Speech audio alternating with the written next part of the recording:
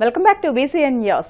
తిరుమల లడ్డూ తయారీకి వాడిన నెయ్యిలో జంతువుల కొవ్వు కలిసిందని సీబీఐ సిట్ తుది ఛార్జిషీట్లో ఎక్కడా పేర్కొనకపోయినా కేసు బ్రీఫ్ నోట్ ని పట్టుకుని నారా లోకేష్ సహా కూటమి నాయకులు ఇంకా తప్పుడు ప్రచారం చేస్తూ హిందువుల మనోభావాలతో ఆడుకుంటున్నారని మాజీ మంత్రి వెల్లంపల్లి శ్రీనివాస్ ఆగ్రహం వ్యక్తం చేశారు.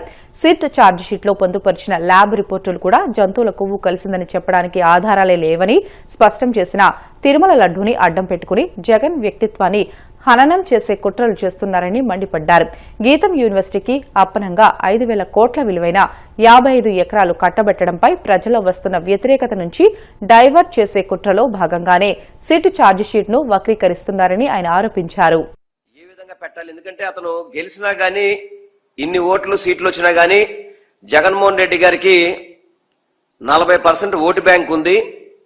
దాన్ని చెక్కు చెదరకుండా అలాగే వైఎస్ఆర్ కాంగ్రెస్ పార్టీ దాన్ని కొనసాగిస్తుందని చెప్పని ఒక దిక్కుమాలిన ఆలోచనతో ఆ ఓట్ బ్యాంకుని దెబ్బ కొట్టాలని చెప్పని ఒక రాజకీయ పార్టీగా రాజకీయం గురించి మాట్లాడితే తప్పులేదు.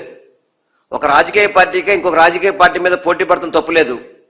కానీ ఒక రాజకీయ పార్టీని అంటే వైఎస్ఆర్ కాంగ్రెస్ పార్టీని ఏదో విధంగా ప్రజల మధ్యలో తప్పు చెయ్యాలని చెప్పని చెయ్యని తప్పుని చంద్రబాబు నాయుడు చేస్తున్న ఈ కుట్రలు చూస్తుంటే చాలా బాధేస్తుంది. కూటమి ప్రభుత్వానికి ఎందుకు ఓట్లేసావని చెప్పని ఈరోజు హిందువులందరూ కూడా బాధపడే పరిస్థితి కనబడుతుంది ఈరోజు. ఎందుకంటే ఎక్కడ కూడా జూన్ 4వ తారీఖు నాడు చంద్రబాబు ప్రమాణ స్వీకారం చేశాక ఏదైతే తిరుమల తిరుపతి దేవస్థానం ఇప్పుడు శాంపిల్స్ తీశారు కదా, ఆయిల్ ట్యాంకర్లు జూన్ 12, జూన్ 25, జూలై 6, జూలై 12 ఈ ట్యాంకర్ల నుంచి శాంపిల్ తీసి నేషనల్ డైరీ వాటికి పంపించారు. ఎక్కడికి ఎన్డీడీబీ గాని ఎన్డీఆర్ఐ గాని వీటి దగ్గర నుంచి క్లియర్ గా కూడా ఏదైతే చంద్రబాబు నాయుడు, పవన్ కళ్యాణ్, నారా లోకేష్ చెప్పారో పంది కొవ్వు ఉందని, చేప నూనె ఉందని చెప్పని, యానిమల్ ఫ్యాట్ ఉందని చెప్పని ఎక్కడ కూడా లేదు అని చెప్పని ఈ 2 రిపోర్ట్లు తేల్చినప్పటికీ కూడా వీళ్ళలో మార్పు కనబడలా. అంటే ఒక రాష్ట్ర ముఖ్యమంత్రిగా పనిచేస్తూ ఇంత పెద్ద దేవాలయం కలియుగ దైవంగా కొలుచుకునే వెంకటేశ్వర స్వామి గారి యొక్క ప్రసాదం గురించి మాట్లాడినప్పుడు ఎంత జాగ్రత్తగా మాట్లాడాలండి. ఒక పార్టీ కార్యాలయంలో వాళ్ళ ఎమ్మెల్యేలు, వాళ్ళ ఎంపీలు, వాళ్ళ పార్టీ నాయకులు కూర్చుని మాట్లాడే కార్యాలయంలో జంతు కొవ్వు ఉందని చెప్పని ఏ విధంగా ముఖ్యమంత్రి మాట్లాడండి? ఎవరైనా రోడ్డు మీద వెళ్ళేవాడో అపోజిషన్ పార్టీలో మాట్లాడాయంటే ఏదో రాజకీయంగా మాట్లాడే అనుకోవచ్చు, కానీ నువ్వు పరిపాలన చేస్తున్నావు. మీరు ఈ రోజు ఈ రిపోర్ట్స్ అన్ని కూడా మీరు మాట్లాడుతున్న చార్ట్ షీట్ కావచ్చు, సిబిఐ రిపోర్ట్స్ కావచ్చు, మీరు ముఖ్యమంత్రి అయ్యాక వచ్చిన ట్యాంకర్లోంచి శాంపిల్ తీసినవి కదా. మరి గత 5 సంవత్సరాలకి ట్యాంకులకి ఏం సంబంధం ఉండి అసలు నాకు అర్థం కావట్లేదు. గత 5 సంవత్సరాలకి ఈ ట్యాంకర్లకు సంబంధం ఏంటి? ఇప్పుడు జరిగితే ఒకవేళ మీరు అనుకున్నట్టు గనక ఇందులో కల్తీ జరిగిందని చెప్పి అనుకుంటే గనక దీనికి బాధ్యత ఎవరు వహించాలి? చంద్రబాబు నాయుడు కాదా? పవన్ కళ్యాణ్ కాదా? కూటమి ప్రభుత్వం కాదా? అలా కాకుండా మీరు చేసింది తప్పు అని చెప్పని, మీరు చేసింది శుద్ధ తప్పు అని చెప్పని నేషనల్ ఏదైతే ల్యాబ్స్, డైరీ ల్యాబ్స్ ఉంటాయో అవే మీరు చేసిన తప్పు అని చెప్తుంటే దాని మీద మీరు తట్టుకోలేక మీ తప్పు ప్రజలకు తెలిసిపోయిందని చెప్పని ఏలూరు జిల్లా ద్వారకా తిరుమల మండలం ఐఎస్ జగన్నాథపురం సుందరగిరి పర్వతంపై కొలువైన శ్రీ లక్ష్మీ నరసింహస్వామి కళ్యాణ మహోత్సవం అంగరంగ వైభవంగా జరిగింది. ముందుగా స్వామి అమ్మవార్లను పల్లకి వాహనంపై కొండ దిగువన సర్వాంగ సుందరంగా అలంకరించిన కళ్యాణ వేదిక వద్దకు తీసుకుని వచ్చారు. అనంతరం కళ్యాణ వేదికపై స్వామి అమ్మవార్లను కళ్యాణమూర్తులుగా కొలువుదీర్చారు. ఆలయ అనువంశ ధర్మకర్త నివృత్తిరావు, గోపాలపురం ఏఎంసీ చైర్మన్ ఎద్దనపూడి బ్రహ్మరాజు స్వామి అమ్మవార్లకు పట్టు వస్త్రాలను సమర్పించారు. అనంతరం ఆలయ పండితులు, అర్చకులు వేద మంత్రాలు చదువుతూ స్వామి అమ్మవార్లకు పట్టు వస్త్రాలు ధరింపచేశారు. మేళతాళాలు, మంగళ వాయిద్యాల నడుమ కళ్యాణం ఘనంగా నిర్వహించారు.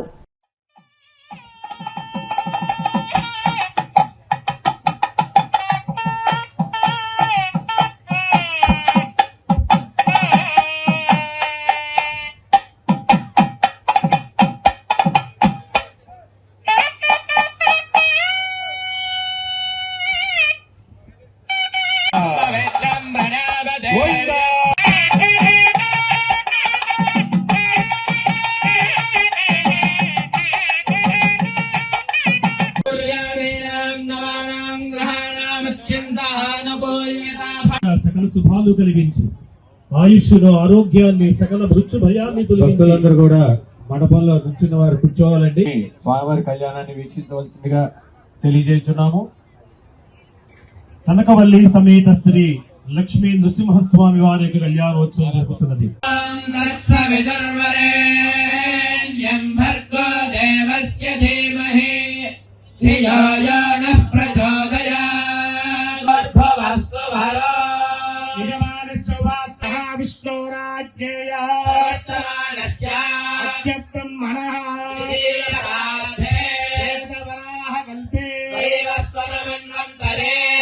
ఈ హృదయానందం చందనం స్వాక్షమైనది మాట. మానవ జీవితాన్ని నువ్వు అనుకున్న ఈ శరీరమే శాశ్వతం కాదు. ఎవరయ్యా శాశ్వతాన్ని? అటువంటి పరమాత్మని పొందడం కోసం మనందరం కూడా నిత్యము. పశ్చిమ గోదావరి జిల్లా కాళ్ల మండలం ఏలూరుపాడు ఆర్యవైశ్య సంఘం రామాలయంలో కలౌ స్మరణేన ముక్తిం అనే నానుడిని నిజం చేస్తూ గ్రామస్తులు హరేరామ నామస్మరణ సప్తాహం అత్యంత భక్తి శ్రద్దలతో నిర్వహిస్తున్నారు. పొదిల రామకృష్ణ గంగా సుందరం సంకల్పంతో గ్రామస్తులే స్వయంగా నామస్మరణ చేస్తూ ఆధ్యాత్మిక చైతన్యాన్ని నింపుతున్నారు. ఆదివారం ముగింపు వేడుక సందర్భంగా మాఘ పూర్ణిమ పర్వదినం పురస్కరించుకుని ఉదయం 8 గంటల నుండి విశేష కార్యక్రమాలు నిర్వహిస్తున్నారు. లలితా సహస్రనామ హోమం, విష్ణు సహస్రనామ హోమం, పూర్ణాహుతి, శ్రీ సీతారాముల శాంతి కళ్యాణం వైభవంగా నిర్వహించారు. రథసప్తమి నాడు సర్పంచ్ భూపతిరాజు జగ్గరాజు దీపారాధనతో ప్రారంభమైన ఈ వేడుకలు నేటితో ముగినున్నాయని నిర్వాహకులు కనగర్ల మధుసూదన్ రావు, సత్యనారాయణ, సంకాసాయి, కోట్ల రాంబాబు, పచ్చిగోళ్ల మురళి, దివ్యల సత్తిపండు, వెంకటేశ్వరరావు, అయ్యప్ప శ్రీను తెలియజేశారు. భగవంతుని యొక్క సృష్టిలో కాలం చాలా విలువైంది. ఆ కాలం అనేది తిరిగి రాంది. అటువంటి కాలానికి అధిదేవత సూర్యనారాయణమూర్తి. అటువంటి సూర్యనారాయణమూర్తి పుట్టినటువంటి మాఘమాసంలో రథసప్తమి ఈ సంవత్సరం ఆదివారం రావడం చాలా విశేషము. జనవరి 25వ తారీఖు ఆదివారం రథసప్తమి రోజున అభిజిత్ లగ్నంలో ఏలూరుపాడు గ్రామంలో బజార్లో ఉన్నటువంటి ఆర్యవైశ్య సంఘ రామాలయం నందు సప్తాహము అనేటువంటి కార్యక్రమాన్ని ఏర్పాటు చేసి హరే రామ రామ రామ హరే హరే, హరే కృష్ణ కృష్ణ కృష్ణ హరే హరే అనేటువంటి భగవత్ వాక్యంతో పూర్ణిమ ఆదివారం అనగా ఫిబ్రవరి 2వ తారీఖు వరకు ఈ కార్యక్రమాన్ని నిర్వహించాలని గ్రామ పెద్దలు, ఆర్యవైశ్య సంఘం పెద్దలు నిర్ణయించుకోవడం వల్ల దానిలో భాగంగా రథసప్తమి ఆదివారం మధ్యాహ్నం 12:18 గ్రామ సర్పంచ్ గారైనటువంటి భూపతిరాజు జగరాజు గారి హస్తాలతో అఖండ దీపారాధన చేసి ఈ యొక్క కార్యక్రమాన్ని ప్రారంభించడం జరిగింది. గ్రామంలో ఉన్నటువంటి అందరూ కూడా వచ్చి ఈ యొక్క కార్యక్రమంలో పాల్గొవాలి. భజన సమాజాలను పెట్టి భజన చేయించడం అనేది కాకుండా గ్రామస్తుల చేత ఈ యొక్క కార్యక్రమాన్ని చేయాలని సంకల్పంతో ప్రారంభించాం.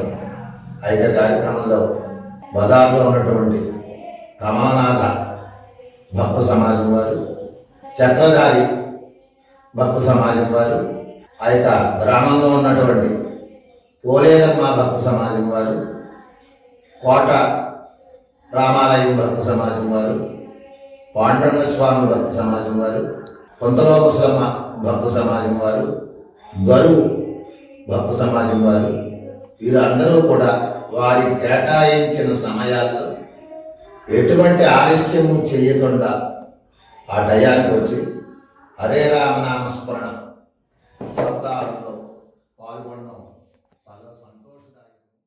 ఎన్టీఆర్ భరోసా సామాజిక పెన్షన్ పంపిణీ కార్యక్రమంలో భాగంగా పశ్చిమ గోదావరి జిల్లా తాడేపల్లిగూడెం రూరల్ మండలం మారంపల్లి, ఆరుల్ల, నందమూరు గ్రామాల్లో టీడీపీ నియోజకవర్గ ఇన్ఛార్జ్ భవన నిర్మాణ కార్మికుల సంక్షేమ బోర్డు చైర్మన్ బలవల బాబ్జీ పర్యటించి అర్హులకు పెన్షన్ అందజేశారు. ఈ సందర్భంగా ఆయన మాట్లాడుతూ నెల నెల వేల కోట్ల రూపాయల పెన్షన్ రూపంలో పేదవారికి అందజేస్తున్నామని అన్నారు. ఏదైనా కారణాలతో మొదటి తారీఖున సెలవు దినం వస్తే ముందు రోజే పెన్షన్లు అందజేయడం జరుగుతుందని తెలియజేశారు. ఈ పెన్షన్ అనే కార్యక్రమాన్ని మరి తెలుగుదేశం పార్టీ వ్యవస్థాపక అధ్యక్షుడు స్వర్గీయ ఎన్టీ రామారావు గారు ప్రవేశపెట్టిన పథకం. దాంట్లో భాగంగా మరి చంద్రబాబు నాయుడు గారు అధికారంలోకి వచ్చిన తర్వాత దాన్ని 75 రూపాయలు చేయడం, మళ్ళీ రాజశేఖర రెడ్డి గారు అధికారంలోకి వచ్చిన తర్వాత దాన్ని 200 రూపాయలు చేశారు. 200 రూపాయలు చేసిన తర్వాత మళ్ళీ అధికారంలోకి వచ్చిన చంద్రబాబు నాయుడు గారు దాన్ని 1000 రూపాయలు చేశారు. మళ్ళీ ఆయనే అదే గవర్నమెంట్ లో 2000 రూపాయలు చేశారు. ఆ తదుపరి వచ్చిన జగన్మోహన్ రెడ్డి గారి ప్రభుత్వంలో 5 సంవత్సరాల కాలంలో 1000 రూపాయలు పెంచడానికి 5 సంవత్సరాల కాలం తీసుకుని దాన్ని చివరికి 3000 చేస్తే, ప్రభుత్వం అధికారంలోకి వచ్చిన వెంటనే 4000 ఇస్తానని, అలాగే వికలాంగ్ పెన్షన్ ని 3000 నుంచి 6000, అలాగే కిడ్నీ బాధితులు ఉన్నారో వాళ్ళకి 3000 నుంచి 10,000 రూపాయలు, బెడ్ రీడింగ్ ఉన్న వ్యక్తులకి ఆ వేళ 6,000 రూపాయలు ఇస్తే ఈవేళ 15,000 రూపాయలు పెంచి మరి వేల కోట్ల రూపాయలు ఈ పెన్షన్కి ఉపయోగిస్తున్న ప్రభుత్వం కూటమి ప్రభుత్వం. ఏదైతే ఒక రోజు ఆదివారం వస్తుందని అంటే ఒక రోజు ముందుగానే ఈ కార్యక్రమాన్ని చేయమని చెప్పడంలో ముఖ్యమంత్రి గారు కానీ ఉప ముఖ్యమంత్రి గారు కానీ చిత్తశుద్ధిని మనం ఎవ్వరూ కూడా శంకించవలసిన అవసరం లేదు. ఎందుకంటే పేద ప్రజల పట్ల ఉన్న ఆపేక్షతోటి ఇప్పటికి 20 నెలలు అవుతుంది. ఏ నెల ఏ నాయకుడు మిస్ చేస్తే నేను మిమ్మల్ని ఊరుకోనని చెప్పి ముఖ్యమంత్రి చంద్రబాబు నాయుడు గారు. అందువల్ల 20 నెలల్లో ఏ నెల కూడా ఏ నాయకుడు కూడా మిస్ కాకుండా ఇక్కడ మీ అందరికీ కూడా పెన్షన్లు అందేటట్టు ఏర్పాటు చేయడం అంటే మరి అది చాలా గొప్ప విషయంగా నేను తెలియజేస్తా ఉన్నాను. ముఖ్యంగా కేంద్ర ప్రభుత్వ ఆశీర్వచనం, ఈవేళ మోడీ అమిత్ షా గారి ఆశీర్వచనాలతోటి ఈ కార్యక్రమాలన్నీ ముందుకెళ్తా ఉన్నాయి. ఎన్నో కార్యక్రమాలు చేసుకుంటూ ఈ ప్రభుత్వం మరి ముందుకెళ్తుంది. మరి నందమూరు గ్రామం అభివృద్ధికి కూటమి ప్రభుత్వం కట్టుబడి ఉందని చెప్పి తెలియజేస్తూ, ఎవరైనా రేషన్ కార్డులు కావాలన్నా, ఇళ్ల పట్టాలు కావాలన్నా ఒక గ్రీవెన్స్, వారానికి ఒక రోజు గ్రీవెన్స్ సెల్ ఏర్పాటు చేస్తాం. అది మన నాయకుల ద్వారా మీకు సమాచారం అందుతుంది ఏ రోజు అన్నది ఇస్తే ఆ అప్లికేషన్. ఎందుకంటే చంద్రబాబు నాయుడు గారు అధికారులకి చాలా సీరియస్ గా చెప్పడం జరిగింది. ఏదైతే గ్రీవెన్స్ సెల్ నుంచి వస్తాయో వాటిని ఖచ్చితంగా పరిగణలో తీసుకుని ఆన్లైన్ చేస్తారు. వార్తలు ముగించే ముందు ముఖ్యాంశాలు మరొకసారి. వన్ ఫ్యామిలీ వన్ ఎంటర్ప్రెన్యూర్ కార్యక్రమంలో పాల్గొన్న ముఖ్యమంత్రి చంద్రబాబు కుప్పంలో వివిధ పథకాల లబ్ధిదారులతో ముఖాముఖి. అనకాపల్లి జిల్లాలో హోంమంత్రి వంగలపూడి అనిత పర్యటన. 5.25 కోట్ల నిధులతో పాయకరావుపేట ప్రధాన రహదారి విస్తరణ పనులకు శంకుస్థాపన. సీఎం చంద్రబాబుపై అంబటి వ్యాఖ్యలు ఖండించిన ఎమ్మెల్యే యార్లగడ్డ వెంకట్రావు. నోటిని అదుపులో పెట్టుకోకపోతే పరిణామాలు తీవ్రంగా ఉంటాయని హెచ్చరిక. తిరుమల లడ్డూని అడ్డం పెట్టుకుని జగన్ వ్యక్తిత్వాన్ని హననం చేసే కుట్రలు చేస్తున్నారు. కూటమి నాయకులపై ధ్వజమెత్తిన మాజీ మంత్రి వెల్లంపల్లి శ్రీనివాస్. ఇవి ఇప్పటివరకున్న బులెటిన్లోని అప్డేట్స్. మరిన్ని వార్తల కోసం BCN digital YouTube channel, Facebook పేజీని ఫాలో అవ్వండి. అప్డేట్ వార్తల కోసం ప్లీజ్ డూ సబ్స్క్రైబ్.